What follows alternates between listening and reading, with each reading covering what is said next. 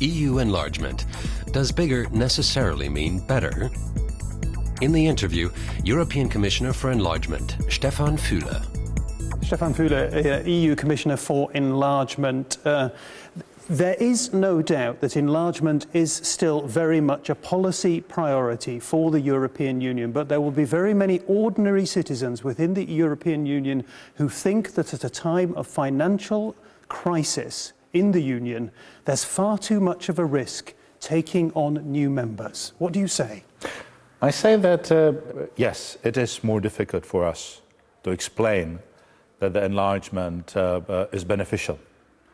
It is more difficult at the time of the crisis to explain that all the experience shows clearly that the enlargement indeed has a positive economic effect. Okay? The fact that we're facing the financial economic difficulties, I think, should not be the reasons why to leave this very important part of us looking outward rather than inward, you know, without adequately addressing that. But let me tell you, when you talk, well, let me ask you, when you're talking about the positive effect that enlargement and new members can have, there have been qualms about, for example, Bulgaria and Romania and the whole process that followed their joining the Union in 2007. And I know that you have said yourself that the EU's enlargement policy now, if it is to be successful, must be credible. Just explain to me precisely what you mean with the word credible there.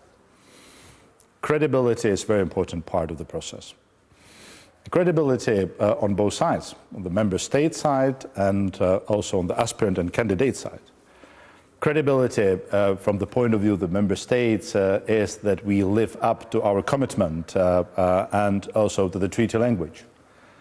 The commitment on the candidate side is that they fulfill all the reform process, that they actually based they on meet the rules, on they the meet the demands. Exactly, exactly. And it is this credibility which I hope will make a difference when we come sometimes in the future to the member states and to the citizens of the European Union and say, this is a country which we strongly believe is prepared to assume its role, its responsibility from the very first day of its membership. Something of a get tough approach these days on the side of the EU. Before we talk about the citizens of the EU, let's just talk about the EU's latest progress report on membership, on countries aspiring to join the Union. According to that report, if I'm reading it right, there's only really one country that is likely to become a new member in the foreseeable future, and that's Croatia. Is that a fair assessment? I would not exclude also Iceland.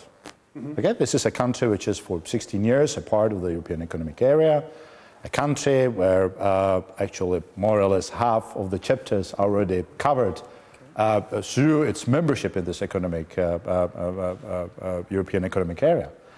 We have just started the screening process. We will know more in spring next year. You have said, when you're talking about Iceland being a member, I know that you've said that there is one problem for Iceland as a country, and that problem is making sure, and I'm quoting you here, making sure its citizens are informed about what EU membership entails. Now, for me, translated into everyday speak, that seems to mean that a lot of people in Iceland themselves have qualms about membership. They're worried, they're concerned. And it appears to be the case. Yeah. I see the shift. In the last couple of months, there are more people who are actually in favor to start the accession talks and to go ahead with that. But at the end of the day, it will be the citizens of Iceland ask in the referendum whether they agree with the accession treaty and with all the conditions. And I think it's important that they are on the board from the very beginning. Okay. What about Croatia? You were talking about these benchmarks, about playing the game according to the rules, and Croatia still hasn't really reached and fulfilled those benchmarks on the judiciary, on the rule of law, on combating corruption, has it? Let's be honest. Not really. And I think this is one of those lessons learned from the enlargement. And it is that it's not only important to ticking the boxes whether this law has been adopted or that institution's established. It's also important to see how the system works, whether it brings to the benefits to the people. Okay, and this is where we are exactly with Croatia. They need to ensure that there is a reliable track record, that all these reform measures actually working. Okay, let's talk about another country. Let's talk about Turkey. The Turkish Prime Minister, Tayyip Recep Erdogan, has been quoted as saying that his country is tired of waiting at Europe's gates. Interesting language there. He says that Turkish public opinion is offended with the situation, with all the waiting.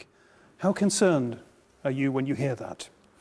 I'm concerned when the rhetoric either on the Turkish side or on our side is not very helpful and not actually compatible to the process we are in. But that rhetoric reflects many years of yearning on the part of the many people in the Turkish population, and many of them are beginning to turn away, perhaps, from the EU. That's worrying. It is. It is. You were talking about the credibility a moment ago. Here, we are also talking about the credibility test. Again, the credibility on the EU side, us being fully committed to the negotiated framework, to the actual mandate we adopted unanimously 5 years ago, meaning we are in this business with the aim of accession, although this process is open-ended. On the Turkish side, it's also a test of the credibility. But the test being reforms. I mean, the reform is an engine of the accession talks.